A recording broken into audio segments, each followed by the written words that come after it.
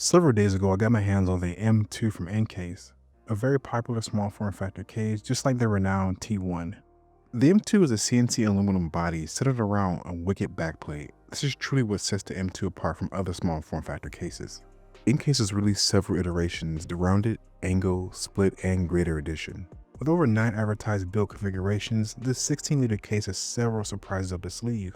One of those is the ability to invert your build, placing the GPU at the top for a truly unique cooling experience. Another standout is the precision engineered backplate that holds the case together. It's genuinely impressive. The M2 is 15.6 liters in volume, and that's without case feet or protrusions. The M2 accommodates up to a 4-slot graphics card when paired with the RTX motherboard, and it even supports full-size ATX power supplies. Compatibility for ITX, mini DTX, and even MATX motherboards, along with support for tower coolers up to 145mm and AIOs up to 280mm. Front panel I/O is excellent for the size, featuring 2 USB Type-A ports, 1 USB Type-C port, and an LED power button. You get 2 side panels, which are pretty good quality, but they don't feel nearly as premium as the front and rear CNC panels. I noticed a slight bend in the middle of the side panels, but it evened out once I installed it.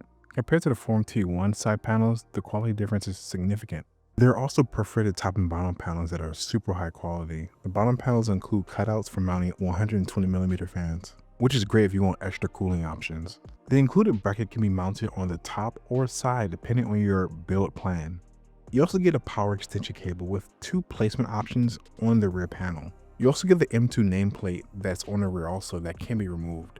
When mounting the PSU, you do so with this bracket, and it attaches to the back plate. This bracket is pretty cool because it has threaded screw holes on each side that help you orient your PSU on the side or flat against the back plate.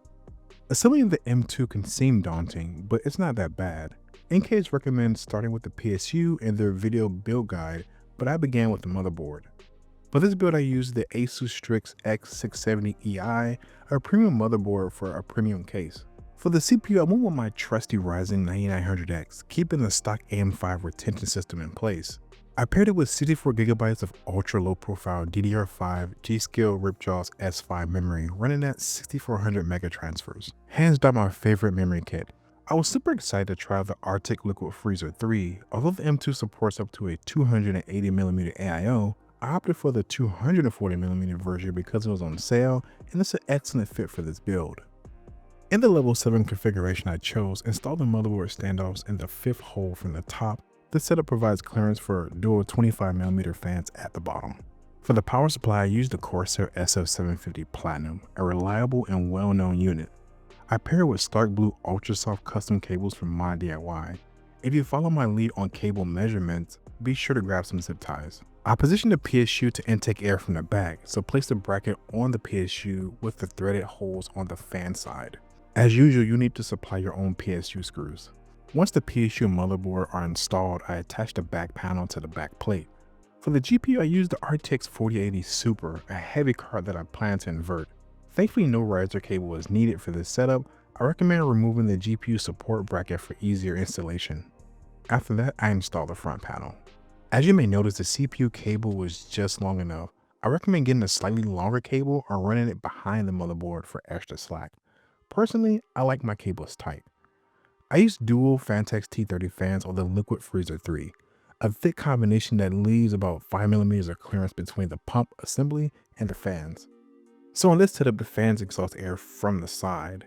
When mounted to the radiator to the side of the case, I positioned the holes to wrap around the pump assembly.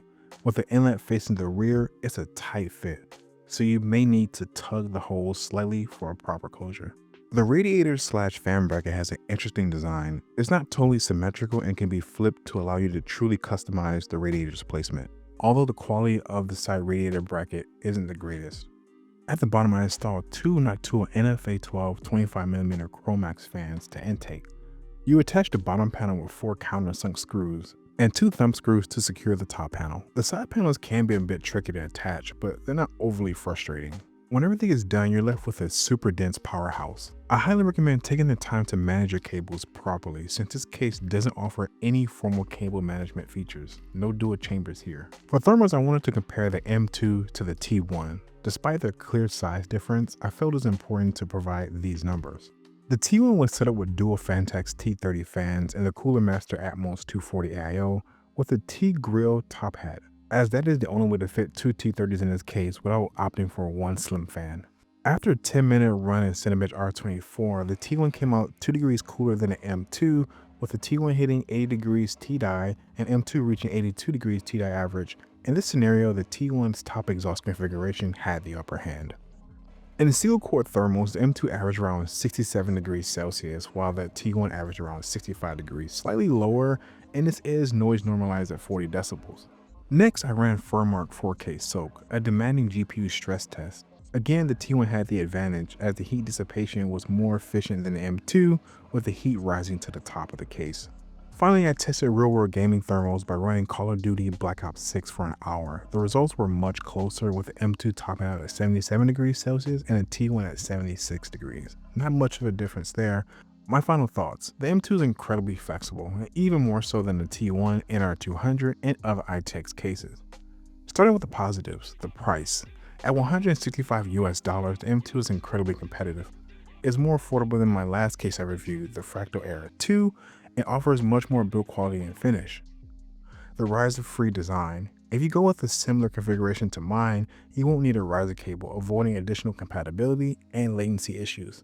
The backplate is incredibly solid and virtually no bending, and it's machined really well. Now for the cons. Although my case was finished pretty well for the most part, my unit had some black areas on the front panel that I couldn't remove. This might be a one-off issue, but it was worth noting. Fingerprint magnet. The black color is a fingerprint magnet, and I can't count how many times I had to clean and wipe it down. And the back panel gaps. There are multiple gaps on the back panel with no included plates to cover them. NCASE offers 3D printed covers on their website, but it would be nice to have them included. The included feet are pre-installed, but I find they are a little bit too small because in some configurations there's not enough space for adequate airflow. Really consider picking up a PWM fan hub because you're going to want to attach more than 2 fans to your case, and so you're going to need more connection points. Although I was able to fit the Phanteks T-30s with the Liquid Freeze at 3, I would say that it is a tight fit and not recommended for everyone. So if you're going to do it, have some patience. As far as storage devices go, you kind of have to get in where you fit in. The more components you have, the less space you'll have for storage options.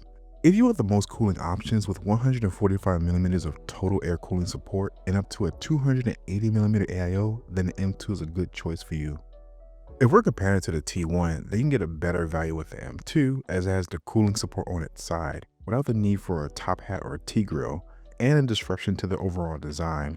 Although I am a fan of the T-grill, but I understand it's not everyone's cup of tea.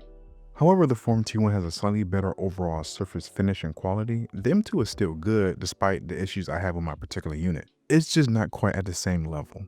As for the size, the M2 is most comparable to the NR200P, but with a lot more flexibility. However, the NR200P has a very special place in our heart and can be found for 1/3 the price of the M2. Unfortunately, I didn't run any noise tests as I'm still trying to tune my audio and testing setup to give accurate results, something I'll revisit in the future. Overall, the M2 is a solid case, and some might even argue that it could be the last case you'll ever need. Personally, I like to see the M2 evolve further with additional colors, accessories like a travel kit, or even a vertical stand. While there are some room for improvements in quality control and stock availability, I'm confident NCASE will sort it out. What do you think about the NCASE M2? Would you pick up the case over the T1? Let me know in the comments below. Also, please follow me on Instagram as I'll be announcing the small form factor case giveaway very soon.